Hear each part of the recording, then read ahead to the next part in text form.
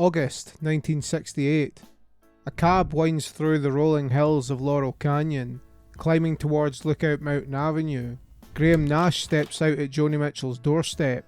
That evening he, David Crosby and Stephen Stills played together for the first time. Something clicked and a band began to take shape. No more than a mile up those same winding roads sat a very different kind of creative force.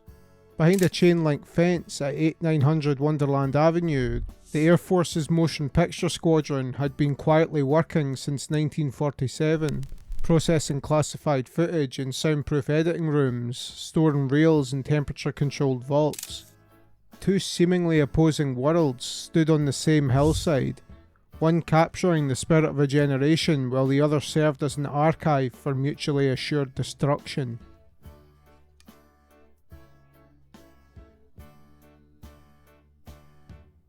Laurel Canyon was close enough to the Sunset Strip to be 5 or 10 minutes away from clubs and studios, but far enough into the sticks to feel removed from the hustle and bustle of life on the strip. The Canyon Country Store at 2108 Laurel Canyon Boulevard became a landmark and a meeting point. A short drive away, on Lookout Mountain Avenue, Joni Mitchell and Graham Nash shared a small house that fed directly into songs like Our House.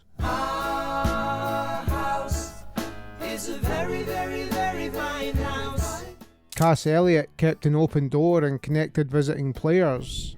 Down the hill, rehearsal houses and rentals became spaces for writing, while up the hill, gatherings often stretched late into the night. Listed together, the names form a catalogue of the era. The Byrds, the Doors, Buffalo Springfield, Crosby, Stills and Nash, the Mamas and the Papas, Jackson Browne, and Frank Zappa's circle at the log cabin. The advantages of living in the canyon were obvious. Proximity to the strip and label offices, a dense network of friends and collaborators, and at first, relatively affordable rentals where living rooms could become practice rooms. By the mid-1960s, folk rock had begun to define the canyon's sound. By the decade's end, singer-songwriters had taken centre stage, and in the early 1970s, asylum artists formalised the sound that emerged there. As addresses changed and lineups shifted, the story stayed the same. Proximity encouraged collaboration, and collaboration generated records at a remarkable pace.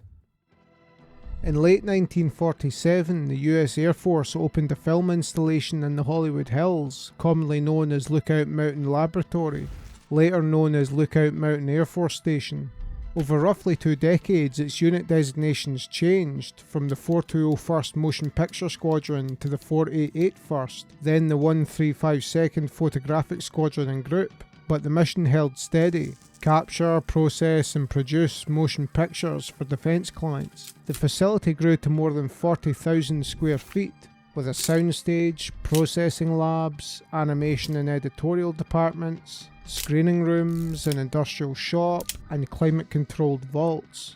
Much of the staff were civilians, including technicians recruited from nearby studios such as MGM, Warner Bros. And RKO. Cameramen assigned to the Nevada test site and Pacific Proving Grounds shipped exposed film back to the canyon to be developed, edited and archived. Depending on how you count, by finished titles or by reels and hours, the totals differ, but all measures agree on scale: a high-volume operation that produced hundreds of finished films, vast quantities of footage and stills between 1947 and the late 1960s. Not all of their work remained sealed in vaults. Atomic test sequences circulated widely through government channels and eventually into mass media and popular culture. The Atomic Energy Commission loan libraries shipped 16mm educational reels to schools and civic groups. Stock shots appear in television news and, uncredited, in commercial features. Scholars have identified sequences in films such as Dr. Strangelove that were sourced from US test footage, showing how official imagery filtered into popular culture via archives and film libraries. Non-classified evidence of direct collaboration with Hollywood is limited mainly to the recruitment of civilian talent. artists and technicians moving from studios into a military production setting rather than credited partnerships with commercial filmmakers. There isn't much information about any interaction with musicians in the canyon.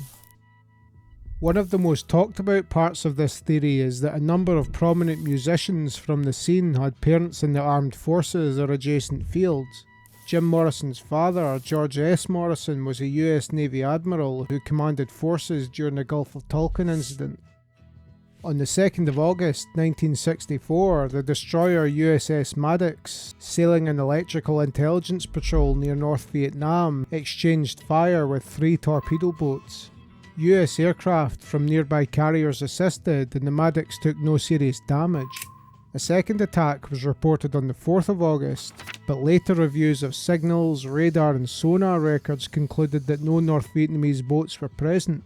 This engagement was almost certainly a misreading amid bad weather and nervous radar operators. President Johnson, nevertheless, used the report to request the Gulf of Tonkin resolution, which Congress passed on the 7th of August and he signed on the 10th of August.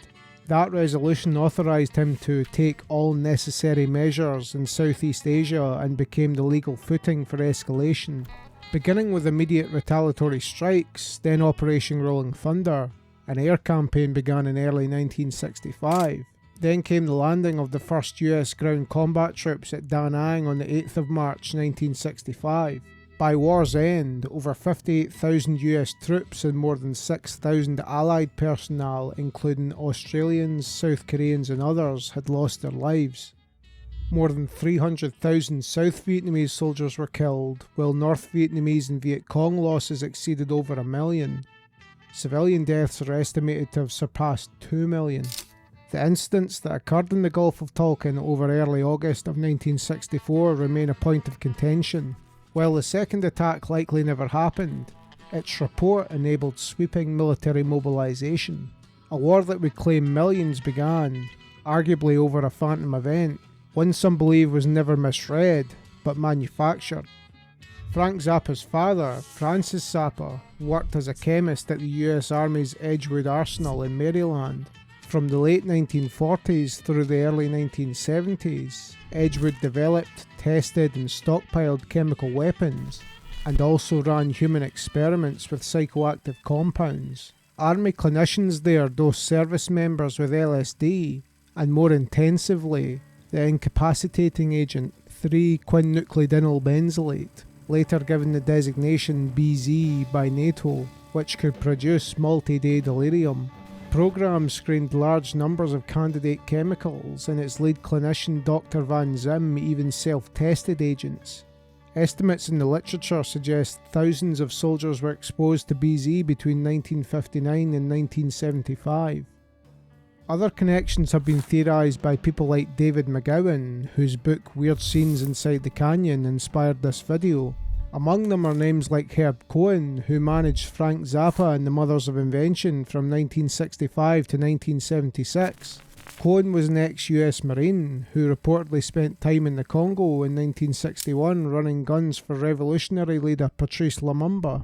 Then you have John Phillips, the co-organiser of Monterey Pop and author of San Francisco, who came from a Marine family, briefly attended the US Naval Academy, and married Susie Adams, whose father she said did cloak and dagger work for the Air Force in Vienna. Phillips also turned up in McGowan's accounts in Havana during the Cuban Revolution, which Phillips himself frames as a trip to fight for Castro. Considered as a whole, these backgrounds do stand out, but we have to remember that we were still coming down from World War II at the time. America, much like most of the Western world, was populated by men in uniform, carrying clearance levels and holding records of overseas duty. Still, the cluster is striking enough to keep the question alive. Could coordination really leave no trail at all? There's a distinct possibility. MKUltra's paper trail was largely destroyed. A fragment survived only because it was misfiled and later found. But big programs usually leave something in their wake, whether it be accounting lines, contracts, travel orders, or committee mentions. After 50 years of declassifications and memoirs, we still don't have those stubs tying agencies to the canyon's music scene. In 1968, Beach Boys drummer Dennis Wilson briefly hosted Charles Manson and members of his group at his Sunset Boulevard house. Manson wanted a music career, and Wilson introduced him to people in that orbit, including producer Terry Melcher. The Beach Boys track Never Learn Not to Love is a reworked Manson song about troubles in his cult called Cease to Exist. Cease to exist.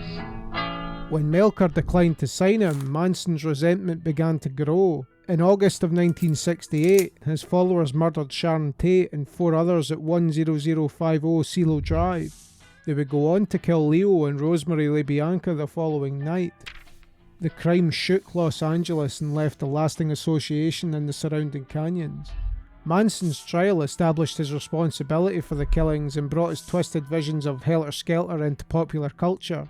Later investigations revisited Manson's Hollywood ties. Some cite archived notes indicating that Terry Melcher visited Manson after the murders. Others track Manson's early path through clinics and parole supervision, but these accounts don't always agree. Government-funded research into LSD and behavioural modification flourished in this period, including projects clustered under the MKUltra umbrella with related academic and medical work. Separate from that, think tanks in Southern California examined how psychedelic experiences might affect attitudes. None of this establishes that a government program orchestrated music made in the canyon. It does establish that authorities watched and studied the same youth culture that flourished there, even as law enforcement fell heavily on some musicians for drug offences. After August of 1969, fear and paranoia increased dramatically. Some artists moved away or added security measures, all while their open-door culture started to slowly fade away. In numerous memoirs of the period, the murders consistently mark a turning point in Los Angeles. Reports that the police seized a hit list drafted by Manson's followers circulated. While this has largely been regarded as a myth in the decades since the murder, several Hollywood figures of the day immediately hardened their security. Steve McQueen began carrying a handgun in public, famously even at Jay Sebring's funeral. Tina Sinatra, the daughter of Frank Sinatra, is quoted in the book Chaos by Tom O'Neill as saying her father had hired a security guard. He was there from sundown to sunrise for months, she explained. Mom fed him to death, I think. He was uniformed with a gun and sat in the kitchen all night. I can remember the whole tone of the city afterward. It defined fear. If we take a step back for a minute, we can see the overlap of two very different worlds. In the late 1960s, a dense music community took root along a few winding streets above the Sunset Strip.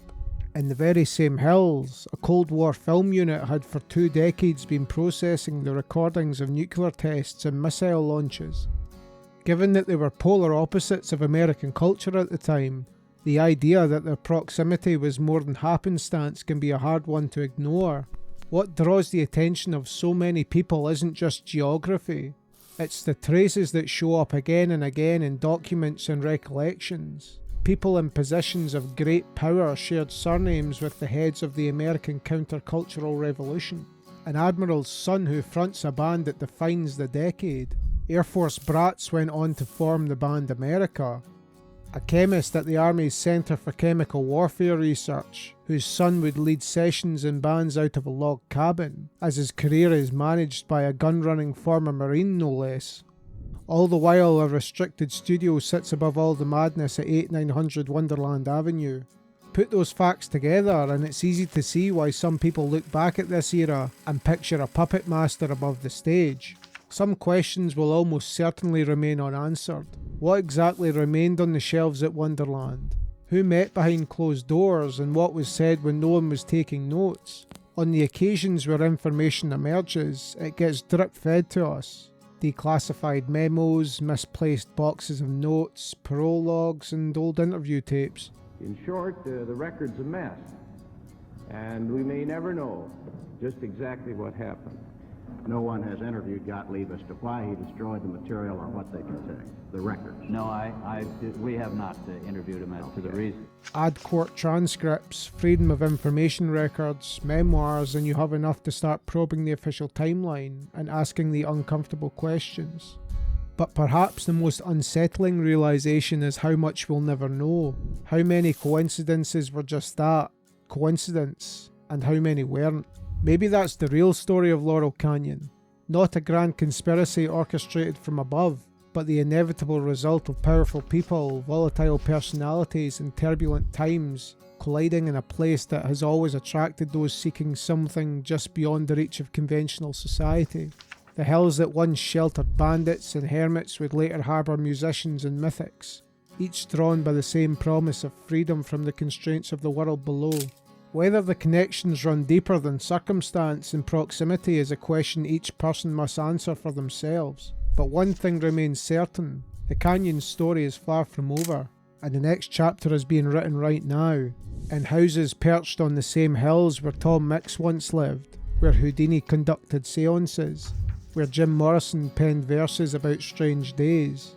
As the road winds on, disappearing around the next curve, it leaves us to wonder what lies just out of sight.